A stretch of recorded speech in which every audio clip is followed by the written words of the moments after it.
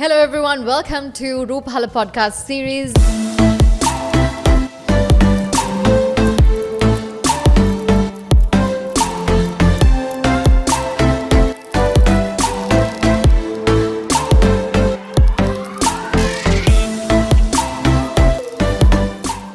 So today, once again, we're going to discuss, have a little bit of a chat about another ongoing, most celebrated or famous teledrama currently which is ongoing in Sri Lanka.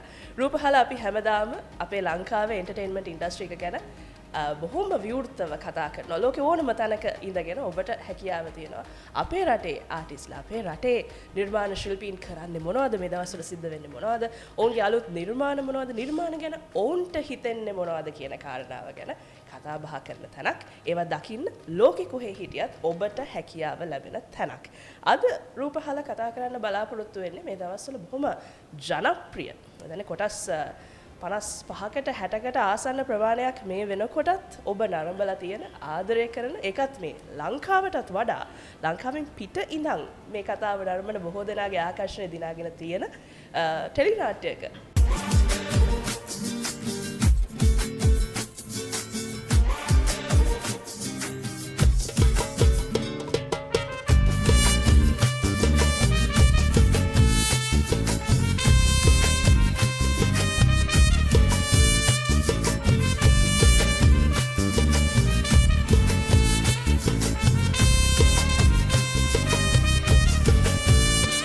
හොයලා ඔය හොයා දිව්‍ය ලෝකේ දුබලා දුවදුවා හීන පාරේ වැටිලා හති වැටි ඉන්න වේලේ ඇනිලා නැවතුනා නේද පවුලේ හීනේ අන්තයම දැකලා අහසේ ගිගිලෙන්න හිතිලා කන්දේ මුදුමෙන්ම පැනලා අයියෝ ඇනුනා නේද වැටිලා හොයලා ඔය හොයා දිව්‍ය ලෝකේ දුවලා දුවදුවා හීන පාරේ වෛදාව ගෞරවණීයව පිළිගන්නවා ප්‍රවීණ රංගන ශිල්පිනී ජයනිසේනානායක මහත්මිය ආයුබෝවන්. ඒ වගේම මේ රට පවුල ටෙලි නාට්‍යයේ තවත් බොහොම ජනප්‍රිය රංගන ශිල්පියෙක් අකලංක ප්‍රභාෂ්වර අකලංක ආයුබෝවන්. ඒ වගේම අපිත් එක්ක ඉන්නවා ජනප්‍රිය රංගන ශිල්පිනී නිම්මි මනෝහරි. නිම්මි ආයුබෝවන්. ඉතාලම හොඳ ප්‍රතිචාර. ඒ කියන්නේ අපි රටපවල පටන් ගන්නකොට මුලදී කවදාවත් හිතුවේ නෑ මෙච්චර ප්‍රේක්ෂක ප්‍රතිචාර ලැබෙයි කියලා. අවංකවම කතා කරොත් මේකේ පොඩි මෙතඩ් එකේ too much thinking killing acting තමයි. ඒක ඇත්ත.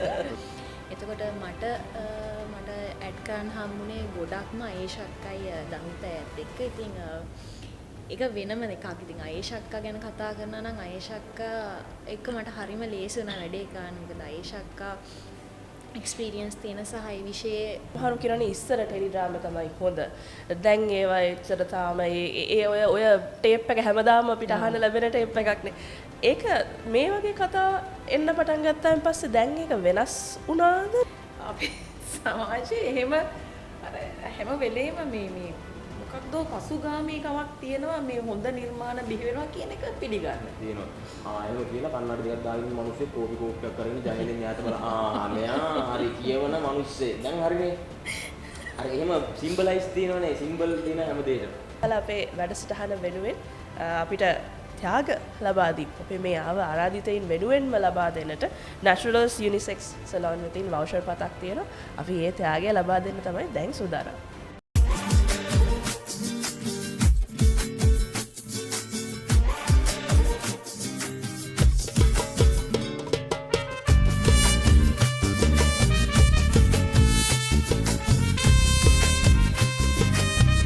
අපි බලන ටෙලි නාට්‍ය, අපි බලන නිර්මාණ, අපි බලන චිත්‍රපට මේ හැම එකටම තිරය පිටුපස කතාවක් තියෙනවා.